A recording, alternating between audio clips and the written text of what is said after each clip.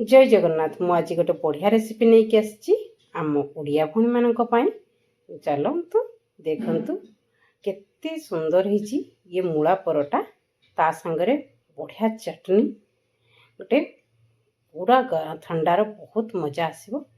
आपण माने जरूर ट्राई करिवे। देखंतु आगे मूला नहीं नबा ताकु दी पटर काटिकी गोटे ग्रेटर नहीं नबा। ग्रेटर साहाय्य आको आराम से कुरी नबा। सब मूला को आप जतिकी मूला करेंगे वो कुरी ने बढ़िया से। देखंतु मु सब मूला को कुरी नहीं 5-6 मूला तापर आम जमी रुटी बना टिके लुण देकी अटा को रुटी भाया अटा रोट लगेदेबा। देखंतु एमती अटा को चगुटी नबा आ टिके अटा टाइट करी चकटिबे कहीं अटा टिके सॉफ्ट हेले ता जो मूलार स्टफिंग आम रखा से बाहरी जीव। तेणु ताकू टिके टाइट दलिबे रुटी टू टिके टाइट हवा दरकार। तापर आम ये चटनी करने धनिया पत्र आउ पुदीना पत्र नहीं नवा।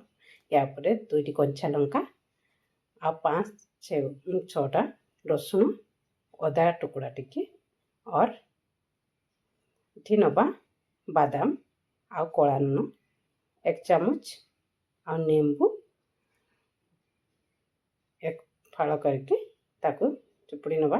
बेसी खट्टा खाऊ ताकू गोटे लेंबू देवा। तापर टिके पानी दे या बढ़िया से पीसी नवा। देखंतु आमर केते बढ़िया चटनी कम टाइम रे हो गला। देखा भी सुंदर खाइबा भी बहुत टेस्टफुल।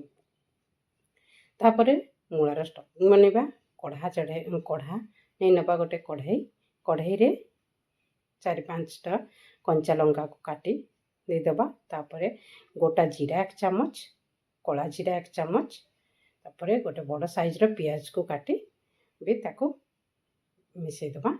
आ या हल्का भाजवा टिके भाजीला परे अदा रसुण पेस्ट को 1 चामच मिसईदेबा।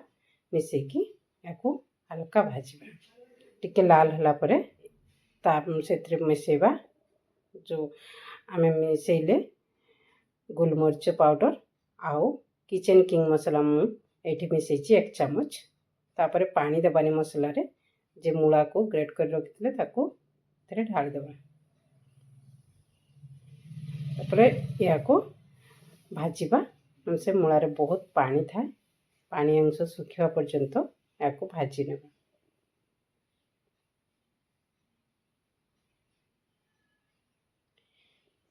एमती करी भाजबे थे पानी बाहर टिके सिझापी या गोटे घोड़ई देवा। 3-4 मिनिट घोड़ला परे या बाहर करके देखंतु केते पानी बाहरी। आपण या पानी को भी चुपड़े बाहर कर पारिबे किंतु मु बाहर करनी थे कि पानी रे यार टाइम निश्चित से पानी बाहर करनी किंतु या गैस रे हाई फ्लेम करी पानी को सुखई देवा। देखंतु पानी सुखी आसला एमती सुखी गला परे पानी को देखंतु मूलारे आ पानी नाही। स्टफिंग बढ़िया रेडी हो जाइए सुंदर देखा भी जाउछि और बहुत सुस्वादु टेस्टी। एबे नहीं जो अटा लगे अटा को लिची बनैबा। लिची टिके रुटी ठू टिके बड़ साइज रो बनैबे कारण या भितर आम जो मूलार स्टफिंग पुरेबा को हाथ रे एमती गोल साइज रे एमती करिकी तापर मूला जो स्टफिंग करथिले ताकू या भितर पुरे देबा।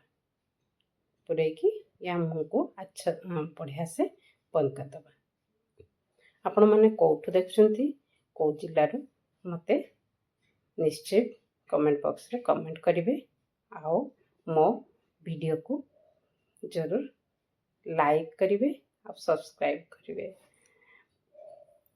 मो बहुत सारा वीडियो हिंदी रे कहिछि। मो ओडिया बाहर रोची तेणु हिंदी रे बहुत वीडियो बाहर झारखंड रो भी बहुत सारा वीडियो मु शेयर करछि आपण मानक साथी। तेणु आपण जदि आहरी बहुत सारा अलग अलग रोसई हम आपण मानक शेयर करिवि तेणु आपने जल्दी मो वीडियो को शेयर करेंगे आउ कमेंट करेंगे लाइक करेंगे। देखंतु अटा को लेकिन आम जमी परोटा बेले गुल गुल बेली नवा टिके टिके बाहर को आसी जाइए एमती टिके टिके बाहरी गले भी କିଛି ନାହିଁ ଉପରେ ମସଲା ଭଳିଆ ଲାଗିବ ବହୁତ ବଢ଼ିଆ ହେବ। ଆଉ ପରଟାକୁ ଆପଣ ଘିଅ କିମ୍ବା ତେଲ ସାହାଯ୍ୟରେ ପରଟା ସେକି ପାରିବେ।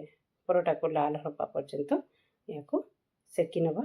ଦେଖନ୍ତୁ ଥଣ୍ଡା ଦିନରେ ଗରମ ଗରମ ପରଟା ଆଉ ଚଟଣି ବହୁତ ବଢ଼ିଆ ଲାଗିବ ଆଉ ବହୁତ କମ୍ ଟାଇମ୍ରେ ଆପଣମାନେ ଏଇ ରେସିପି ବନେଇ ପାରିବେ ଆଉ ୟାର ମଜା ନେଇପାରିବେ। ଆଉ ଗୋଟେ ସେମିତି ନ କରିପାରିଲେ ଆପଣମାନେ ये भाया ट्राए भी करें कहीं मूला को मैंने एमती रुटी बेली ने रुटी बेलिकी जो मूला स्टफिंग अच्छी ताकू एमती ऊपर देदेवे चारिआडे एमती लगेदेवे। लगेला परे चारिपटरे टिके पानी हाथ करिकी चारिपटरे लगेदबा। लगे देकी ऊपर जो रुटीटा अच्छी आउ गोटे रुटी या ऊपर लगेदबा। लगे देला परे ताकू आमे कौन करना आउ टिके बेली नवा। देखंतु आपण को दी प्रकार हम स्टेप बता कहूची जोटा आपण मन को सुविधा लागिबो आपण से भलिया बनाइबे। किंतु एथिरे आपण को परोटा बनैबार बहुत सहज लागिबो। एही भलिया भी आपण परोटा बनाई परिबे। देखंतु बाय बाय।